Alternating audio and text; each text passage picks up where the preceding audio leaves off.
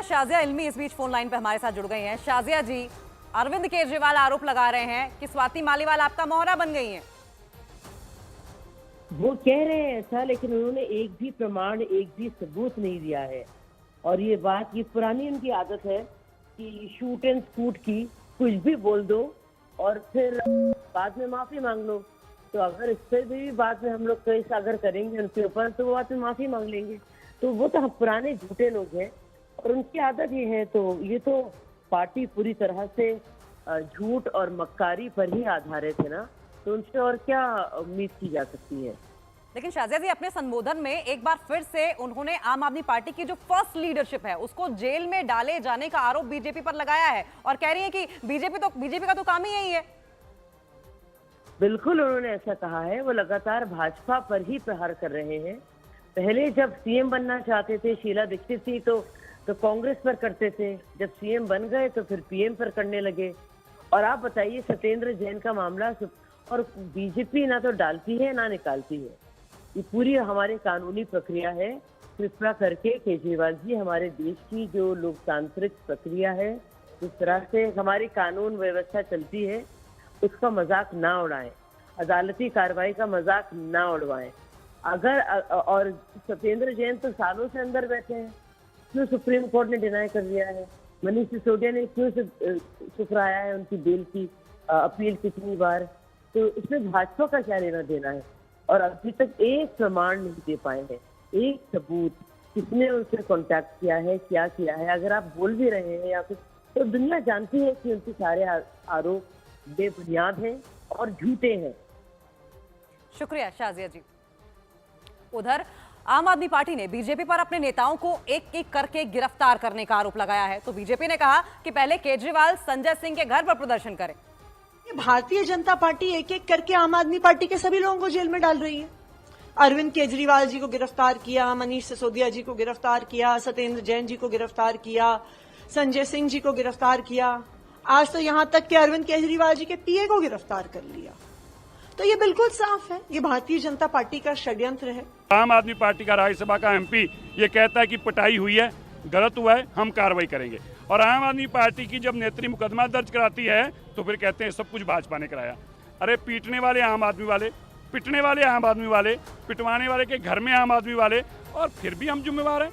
अरविंद केजरीवाल जी, धरना देना तो संजय सिंह जी के घर के बाहर दीजिए, जिन्होंने कहा था कि हाँ पिटाई हुई और कार्रवाई होगी। और उधर इस मामले में समाजवादी पार्टी ने बीजेपी पर राजनीति करने का आरोप लगाया। तो बीजेपी ने सीएम आवास के अंदर मारपीट को गंभीर मामला बताया है।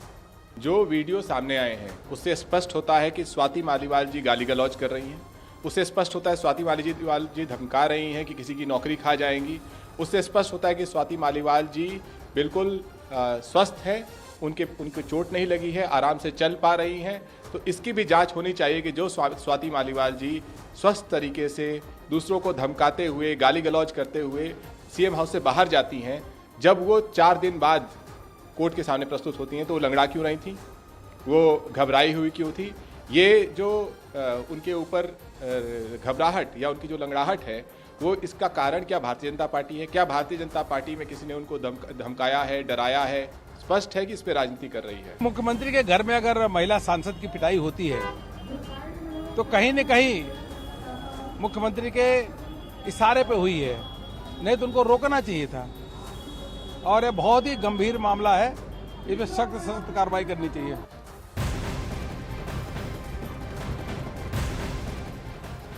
स्वाति मालीवाल केस से जुड़ी एक बड़ी अपडेट सामने आ रही है। सीएम अरविंद केजरीवाल के पीए विभव कुमार को 5 दिन की पुलिस रिमांड में भेजा गया है।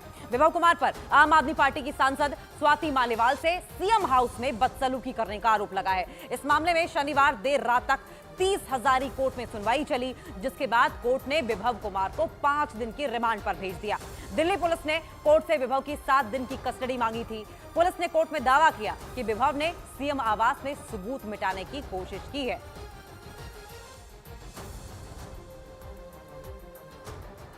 The police has filed an application for seeking 7 days remand, and out of 7 days remand, 5 days remand has been ordered, and he will be produced after 5 days. Okay, on 23rd. Yes. Okay. Any other relief granted to him for just like medicine He was allowed to meet his lawyer during the investigation and the family member, and the medicine, if any, on the medical etc. is required, he will be duly supplied. और विभव कुमार को court ने 5 दिन की police remand में भेज दिया है। कोर्ट में विभव कुमार को लेकर पुलिस ने दलील ये दी है कि ये एक गंभीर मामला है, महिला सांसद को बुरी तरीके से पीटा गया है। वहीं विभव कुमार के वकील ने कोर्ट में यह कहा कि स्वाति मालीवाल को सीएम से मिलने का आधिकारिक समय नहीं मिला था, जबकि पुलिस ने यह दलील दी कि मेडिकल जांच से भी स्वाति मालीवाल के बयानों की पुष्टि होती है। बचाव पक्ष ने यह कहा कि स्वाति मालीवाल सीएम ऑफिस नहीं गई, उनके आवास पर क्यों गई। वहीं पुलिस ने आरोपी विभव कुमार पर मोबाइल पहले ही मुंबई में फॉर्मेट कर देने का आरोप लगाया, जिसके बाद विभव कुमार के वकील ने यह कहा कि घटना के बाद ना तो शिकायत की गई थी और ना ही मेडिकल हुआ था। उसके बाद फिर पुलिस ने आरोपी विभव कुमार पर जांच में सहयोग नहीं करने का आरोप लगाते हुए यह दलील दी है कि आरोपी मोबाइल का पासवर्ड भी नहीं बता रहा है। विभव कुमार के वकील ने कहा कि मोबाइल का पासवर्ड देने के लिए दबाव बनाया ही नहीं जा सकता। पुलिस ने कोर्ट में यह बताया कि घटना के समय का सीसीटीवी फुटेज ब्लैंक मिला है, जिसका बचाव करते हुए विभव के वकील ने सीएम आवास के ड्राइंग रूम में सीसीटीवी नहीं होने की बात कही है। तो चलिए आपको जल्दी से ये बता देते हैं कि स्वाति मालीवाल की ओर से 10 बड़े आरोप ये कौन से हैं जो लगाए गए हैं। पहला, ड्राइंग रूम का सिर्फ 50 सेकंड का वीडियो जारी किया गया है। दूसरा आरोप यह है कि फोन फॉर्मेट करके वीडियो डिलीट किया गया। तीसरा आरोप, वीडियो का बड़ा हिस्सा हटा दिया गया है। चौथे आरोप में वो कह रही हैं कि मैं चीख चीख कर पिटाई के बारे में बता रही थी, विभव बाहर जाकर वीडियो बनाने लगा, ये 5वां आरोप है। विभव ने मुझे थप्पड़ और लातें मारी। छठा, 7वां आरोप यह है कि मैंने खुद को छुड़ाकर 112 नंबर पर कॉल किया। 8वें नंबर में वो कहती हैं कि विभव ने मुझे बेरहमी से मारा पीटा। 9वां आरोप यह है कि विभव ने बाहर जाकर सुरक्षा कर्मियों को बुलाया। 10वां और सबसे बड़ा आरोप ये कि सीसीटीवी फुटेज को गायब करवा दिया गया है। तो ये 10 बड़े आरोप हैं जो कि स्वाति मालीवाल की ओर से विभव कुमार पर लगाए गए हैं। रिमांड में इस वक्त विभव कुमार हैं। मालीवाल के सबसे नए वीडियो जो आया है उस पर सवाल भी खड़े किए गए हैं और ये कहा जा रहा है कि वीडियो को एडिट किया गया है और बाकी का जो हिस्सा है उसे गायब ही कर दिया गया है और इसीलिए स्वाति मालीवाल कह रही हैं कि अब ये मामला गंभीर हो चला है। स्वाति मालीवाल के ये 10 आरोप। और उधर आम आदमी पार्टी सांसद स्वाति मालीवाल केस में विभव कुमार का नाम आने के बाद बिहार का रोहतास जिला चर्चाओं में आ गया है। क्यों आ गया है? क्योंकि आरोपी विभव कुमार रोहतास के ही रहने वाले हैं, जहां गांव में ही उनके पिता महेश्वर राय रहते हैं। महेश्वर राय ने अपने बेटे पर लगे आरोप को गलत बताया है और झूठे मामले में फंसाने का आरोप लगाया।